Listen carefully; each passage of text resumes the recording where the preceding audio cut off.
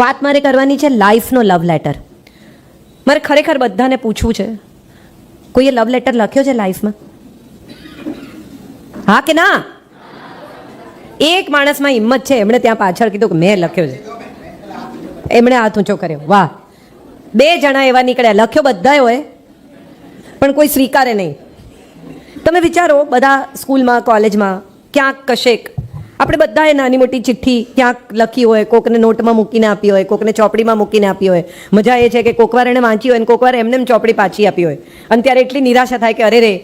હમણાં થોડા વખત પહેલાં હું લાઇબ્રેરીમાંથી એક પુસ્તક લઈ આવી, તો એ પુસ્તકમાં લખેલું મારું નામ 15મા પાને છે, પહેલાં પાના પર લખેલું. એટલે મને એમ થયું અરે 15મા, તમે રેકોર્ડ ના કરશો, આ લોકો કરે જ છે, 15મા પાને કયું નામ હશે, તમે ક્યુરિયસ થાવ. એટલે હું 15મા પાને ગઈ તો લખ્યું મારું નામ 22મા પાને છે, એટલે વળી 22મા પાને ગઈ. પાછળ લખ્યું તું મારું નામ 25મા પાને છે, 25મા પાને, 35મા, 55મા, 75મા, આગળ આગળ આગળ આગળ મારું નામ છેલ્લા પાને છે. હું છેલ્લા પાને ગઈ તો એણે લખ્યું તું પાનાના ફેરા વાંચ. આ પણ એક ઇન્ટરેસ્ટિંગ પ્રકારના લોકો છે કે જે તમે એને મળ્યા નથી, તમે એને જોયા નથી, તમે એને જાણતા નથી, પણ છેલ્લે પાને તમે આવો ને એને લખ્યું હોય પાનાના ફેરા વાંચ, ત્યારે તમને એમ થાય કે જો તમારી મજાક કરી ગયા, તમને જોયા વગર મળ્યા વગર. આપણે બધાએ ક્યાંક કશેક પ્રેમ કર્યો છે. આપણે બધાને આજે પણ કેટલીક ચીજો માટે પ્રેમ છે. મારે 2 વસ્તુ છૂટી પાડવી છે, લાઈફ અને લવ. શું છે લાઈફ? બહુ લોકોને હું ઓળખું છું જે લોકો કે લાઈફ તો આવી હોવી જોઈએ. એટલે કેવી હોવી જોઈએ? બહુ સગવડ હોવી જોઈએ, ગાડી હોવી જોઈએ. હું 7:10 અંધેરીથી નીકળી અને 8:45 અહીંયા પહોંચી.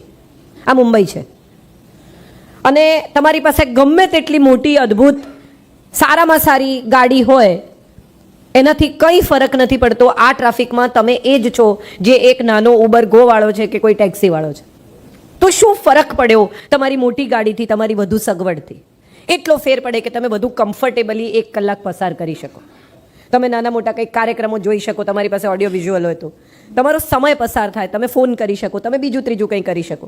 પણ સવાલ એ છે કે આ જે સમય તમે પસાર કરો છો ગાડીમાં, વધુ સગવડ સાથે, વધુ આરામ સાથે, તમે તમારા ઘેર પહોંચો છો ત્યારે તમને એવી ફિલિંગ આવે કે હાશ મોટું ઘર, સરસ ઘર, એસી છે, સરસ બાથરૂમ છે, તમે નાહી શકો, તમારો સમય તમે જે આ કાઢીને આવ્યા 1 કલાકનો કંટાળાનો, એનાથી બેટર પરિસ્થિતિમાં તમે આવી ગયા. તો આ તો બધી સગવડ છે. આમાં ક્યાં લાઈફ છે? આમાં લાઈફ નથી. આ બધી ફેસિલિટીઝ છે. ફેસિલિટીઝથી લાઈફ બેટર થાય છે? હા કે ના થાય છે? આપણે એવું માનીને ચાલીએ છીએ કે વધુ સગવડ એમ વધુ સારી જિંદગી. બહુ સરસ કહ્યું એમણે, વધુ સગવડ એમ વધુ સારી જિંદગી. ના, વધુ સગવડ એમ વધુ આરામદાયક જિંદગી, ઓછી મહેનત. હું હંમેશા કહું છું કે સાયકલ પર ધોમ તડકામાં મુંબઈના બફારામાં તમે દુઃખી થઈને હાર્ટ બ્રેક થયું અને રડતા હો તો તમને તમારું રુદન પણ તિરસ્કાર થાય કે અરે આવું રડવાનું. અને તમે BMWમાં સરસ ઠંડકમાં વેટ ટિશ્યુ લઈને રડતા હો તો તમને એમ થાય કે ચલો એટલીસ્ટ મારું રડવાનું તો લક્ઝરી છે. આંખ લૂછવા માટે તમારી પાસે વેટ ટિશ્યુ હોય તો તમને એમ થાય કે ચલો આપણે સારી જગ્યાએ રડી રહ્યા છીએ. પણ રુદન તો રુદન છે, તકલીફ તો તકલીફ છે. એસીમાં બેસીને તમે રડો એથી કે તકલીફ ઘટી નથી જતી, પીડા એ જ રહે છે. તો સવાલ એ છે કે લાઈફ શું છે? આપણે શેને કહીએ છીએ જિંદગી? આપણી આસપાસ એમને શું કરવા જુઓ, તમે મને જુઓ, આ જ મજા છે. જો આપણી સાંભળવા મને આવે છે પણ એનો ફોન વાગે એમાં રસ બધાનો ત્યાં જતો રહે. હું નથી જોતી ત્યાં, હું તો તમને જોઉં છું. મેમ તમારો ફોન બંધ કરી દેશો પ્લીઝ, બધાને ડિસ્ટર્બ થાય છે. તો સવાલ એ છે કે શું છે લાઈફ? તમે શેને લાઈફ કહો છો? સ્વસ્થ હોય ને, અમીર હોય ને, સંતાનો કયાગરા હોય ને, ધણી કયાગરો હોય ને, કે અમારા એ તો મને પૂછ્યા વિના કંઈ કરે જ નહીં. એટલું સારું, બેનપણીને કહેતી વખતે એટલી મજા આવે કે મને પૂછ્યા વગર કંઈ કરે જ નહીં. ઘેર જાઓ ત્યારે ખબર પડે કે સત્ય શું છે. બહાર કહેવાની મજા બહુ આવે. એવી રીતે આપણે કોકને કહીએ કે આવો ઘરે જમવા, કે હું એને પૂછીને કહીશ. કોઈને કાંઈ પૂછતું નથી આજના જમાનામાં. અનાઉન્સમેન્ટ કરે છે આપણે પરમ દિવસે જમવા જવાનું છે, પણ મને નહીં ફાવે, ન ફાવે ન ચાલે, મેં આ પાડી દીધી છે. આ આપણા સંવાદ હોય છે. તો સવાલ એ છે કે કયાગરા પોતાના લોકો હોય એ સુખ છે, બાળકો કયું માનતા હોય એ સુખ છે, સગા હોય, ઉત્તમ મિત્રો હોય એ સુખ છે. મારે એક વાત અહીંથી આજે કહેવી છે કે સ્વયં સાથે સંવાદ હોય ને એના જેટલું મોટું જીવનમાં બીજું કોઈ સુખ નથી. જાત સાથે વાત કરી શકવાની તક સૌ એકવાર સ્વયંને આપો. મોટા ભાગના લોકો તમે જુઓ, ગાડીમાં બેસે એટલે કાં તો રેડિયો ચાલુ કરે, કાં તો ફોન ચાલુ કરે, ઘરે આવે એટલે ટીવી ચાલુ કરે. ગૃહિણી પણ કામ કરતાં કરતાં કંઈ ને કંઈ ટીવી ચાલવું જોઈએ. એ એનું કામ કરે, હું મારું કામ કરું, પણ ચાલવું જોઈએ. હું એવા લોકોને ઓળખું છું જે મને એમ કહે છે કે બપોરે અવાજ આવતો હોય તો જ 2 ઘડી ઊંઘ આવે. ટીવી ચાલુ કરીને સૂઈ જાય. કેમ? તો કે અવાજ આવતો હોય ને તો જ મને ઊંઘ આવે. હશે, તમે પણ ઓળખતા જશો આવા લોકોને. તો સવાલ એ છે કે આપણે એકલા પડતા જ નથી. આપણે 5 મિનિટ પણ એકલા પડીએ તો ડરી જઈએ છીએ. સ્વયં સાથે સમય પસાર કરવાની વાત આવે તો આપણને બધાને ગભરામણ થઈ જાય છે. 1 કલાક કશું બોલ્યા વગર બેસવું. આપણું સામયિક આજથી કેટલી સદીઓ પહેલાં કહ્યું કે બોલ્યા વગર એક જગ્યાએ બીજી કોઈ પણ પ્રવૃત્તિમાં મન પરોવ્યા વગર જો તમે બેસી શકો છો તો તમે પ્રકૃતિ સાથે સંબંધ જોડી શકો છો. તમારા ચૈતન્ય સાથે તમે જોડાઓ છો. એનો અર્થ એમ થયો કે આ ચૈતન્ય સાથે જોડાવા માટે બહારના બધા સંપર્ક કાપવા પડે, જે આપણે કાપતા જ નથી. સામયિક કરતાં કરતાં બી મગજ તો ત્યાં જ હોય છે. કુકરની સીટી કેટલી વાગી, કોકનો ફોન વાગે છે. સંપૂર્ણપણે પ્રકૃતિમય થઈ જવું એ આપણે ભૂલી ગયા છીએ. અને પ્રકૃતિમય થવું એટલે શું? આપણા શરીરને ડિવાઈડ કરવામાં આવ્યું છે. આપણા પગ છે એ પૃથ્વી તત્વ છે, આપણો મધ્યનો ભાગ છે એ જળ તત્વ છે, આપણું જે ફેફસા છે એ વાયુ તત્વ છે, આપણું જે માથું છે એ આકાશ તત્વ છે, અને આપણી જે પાચનની સિસ્ટમ છે એ અગ્નિ તત્વ છે. રિપ્રોડક્શન અને પાચનની જે સિસ્ટમ છે એ અગ્નિ તત્વ છે. તો અર્થ એ થયો કે આપણા શરીરમાં પણ આ 5 તત્વો છે. એ 5 તત્વોને 5 તત્વો સાથે સંયોજીએ, બહારની પ્રકૃતિ સાથે આપણે એક તાલમેળમાં આવીએ તો એને લાઈફ કહેવાય. ત્યાં સુધી તો આ શરીર જ છે, જીવન નથી.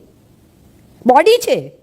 બોડીમાં પ્રાણ ક્યારે આવે છે, ક્યારે લાઈફ આવે છે? જ્યારે એ બહારની પ્રકૃતિ સાથે એકાકાર થઈને સ્વયંને બહારની પ્રકૃતિ સાથે ભીતરની પ્રકૃતિ એક થાય છે.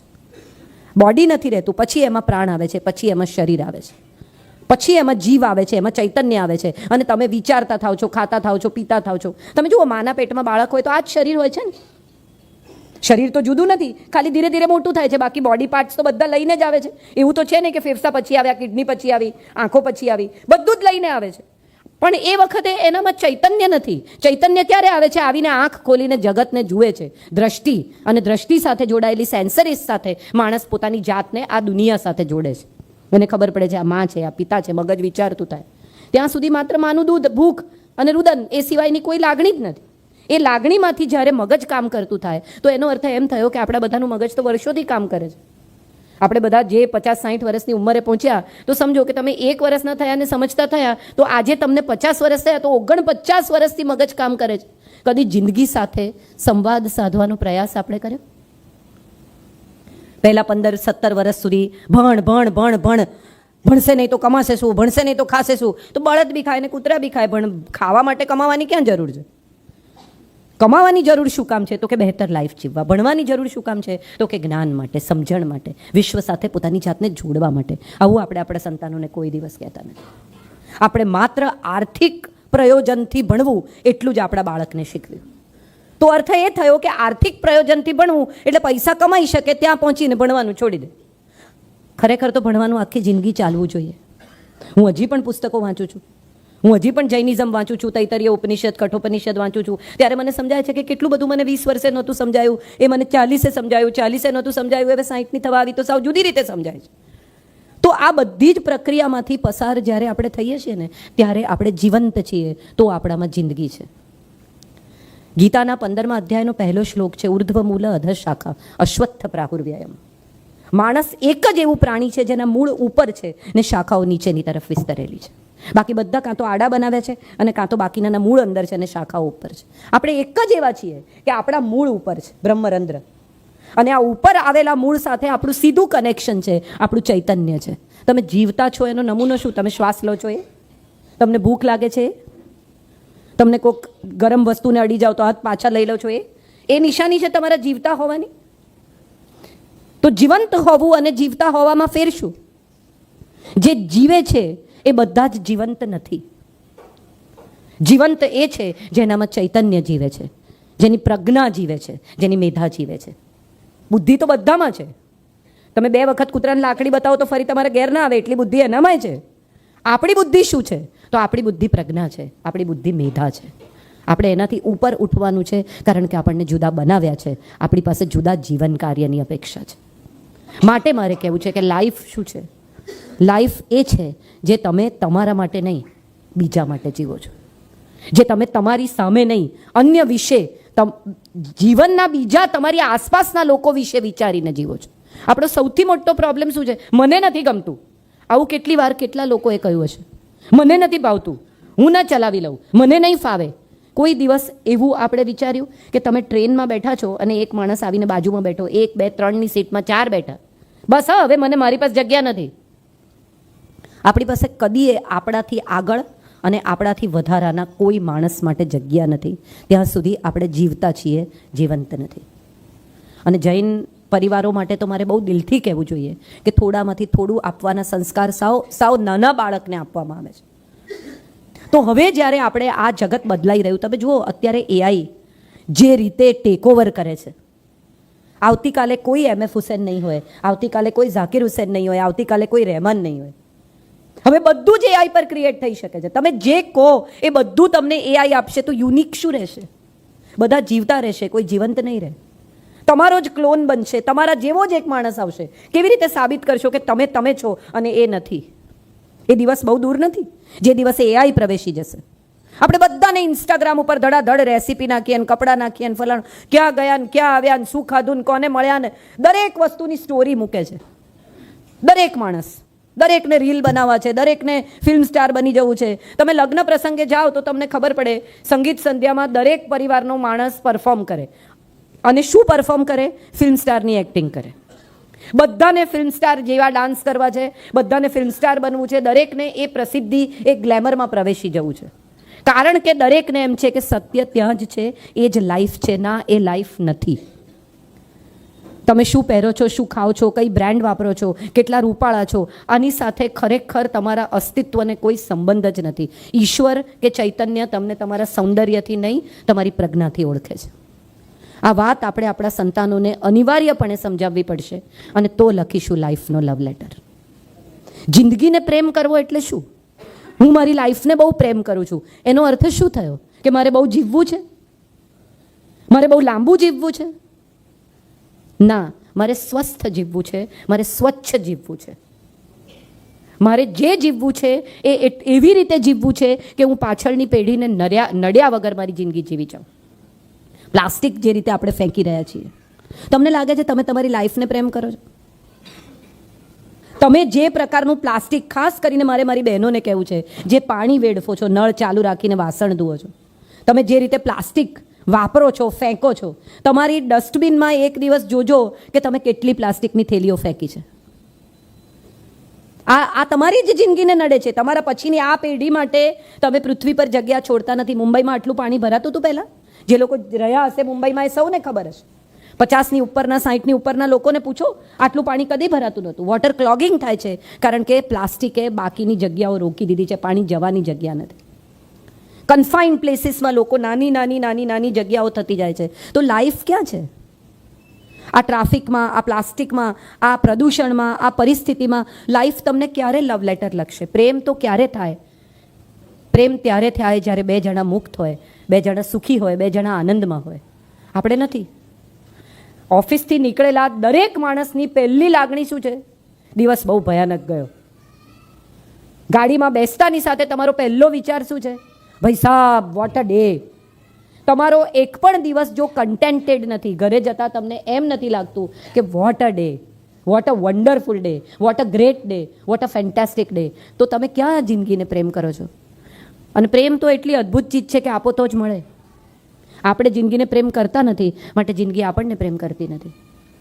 આપણા બધાનો તમે જુઓ, કેન્સર, કેટલા બધા લોકોને ધીરે ધીરે કેન્સર, હાર્ટ એટેક, 40, 35, અને સૌથી અગત્યનો મુદ્દો જે મારે આજે અહીંથી કહેવો છે, આત્મહત્યા. So many people between 14 to 25, 35, for no reason they commit suicide. અને કેવા કારણ? પત્ની જોડે નથી ફાવતું, દેવું થઈ ગયું, આમ થઈ ગયું, નાપાસ થઈ ગયા. લાઈફના લવ લેટરમાં પહેલી શરત એ છે કે જિંદગી તમને એમ કહે છે કે હું ચાન્સ આપું છું, લો તો ખરા. આ તમને જિંદગી કહે છે. એ તમને પ્રેમપત્ર લખે છે જેમાં એ કહે છે કે હું તો ચાન્સ પર ચાન્સ આપું છું, તમે લો તો ખરા. નિષ્ફળતાને તમે જ નક્કી કરી લેશો. કેટલા બધા લોકોની આત્મહત્યા વખતે મને સૌથી પહેલો, અને હવે તો આત્મહત્યામાં પણ પ્રસિદ્ધિ જોઈએ છે, વિડીયો બનાવે છે. દરેકને એમ છે કે હું મરી જાઉં એ પહેલાં મારે જગતમાં વાયરલ થઈ જવું છે, મારે બધાને કહેવું છે કે મેં આત્મહત્યા કરી, જુઓ જીવતા જીવત તો મને લોકો ના મળ્યા, પણ હવે હું મરતા મરતા લોકોને કહીને જાઉં છું. Is this a way? તમે તમારી પાછળના લોકો માટે શું મૂકીને જાઓ છો? તમે તમારા પછીના લોકોને પ્રેરણા આપો છો કે વિડીયો બનાવો, આત્મહત્યા કરો, ચાલો ચાલો આપણે આ કરીએ. મારે સૌને કહેવું છે, લાઈફ એ ખૂબ પ્રેમ કરવાની ચીજ છે. વારંવાર મનુષ્ય શરીર મળતું નથી, વારંવાર મનુષ્ય દેહ મળતો નથી, વારંવાર આવું બ્રહ્મરંધ્ર અને 7 ચક્રોથી તમે તમારું જીવન જીવી શકતા નથી, વારંવાર આ ચૈતન્ય મળતું નથી. અને માટે કદાચ સૌથી અગત્યની બાબત એ છે કે જે મળ્યું છે ને એને પ્રેમ કરો, ખૂબ પ્રેમ કરો. લાંબુ જીવવું